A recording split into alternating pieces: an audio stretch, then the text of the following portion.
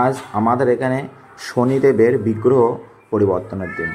তো আজ আমরা মন্দিরে পুজো দেবো ঠিক করেছিলাম। তো সেই জন্য বাড়িতে গোছগাছ চলছে। তো আমার সোনামা বাইরে হামাগুড়ি কেটে এদিকে আসছে।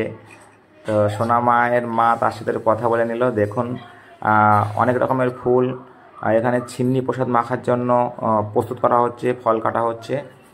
তো তারপর দেখুন সিন্নি প্রসাদ মাখতে গেলে নাকে কিন্তু কাপড় আটকে সিন্নি প্রসাদ মাখতে হয়, কেননা সিন্নি প্রসাদ মাখার সময় তার যে ঘ্রাণ, সেই ঘ্রাণ কিন্তু নেওয়া যায় না।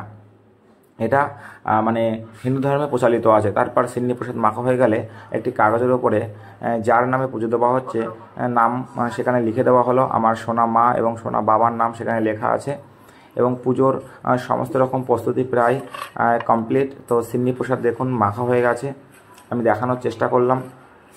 এরপর আমাদের বাড়িতে কিন্তু যে ঠাকুর আছে সেখানে পুজো দিতে হবে। তার আগে দেখুন 5 রকমের সবজি রেখেছি। তো 5 রকমের ফুল আছে, 5 রকমের মিষ্টি আছে। তো আপনারা অবশ্যই দেখতে পাচ্ছেন আমার এই ভিডিওতে সমস্ত রকম গোছগাছ প্রায় কমপ্লিট। তো বাড়িতে কিন্তু পুজো দিচ্ছে, পুজো দিয়েই মন্দিরে চলে যাবে পুজো দেওয়ার জন্য। সেখানে ব্রাহ্মণ আছে, অনেক জায়গা থেকে মানুষজন আসে পুজো দিতে। তো আগে বাড়ি ঠাকুরের পুজো দিয়ে, গৃহদেবতার পুজো দিয়ে মন্দিরের দিকে রওনা করা হবে।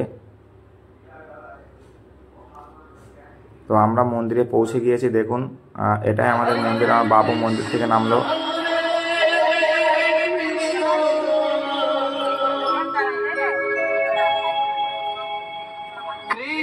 দেখুন পুজো কিন্তু চলছে।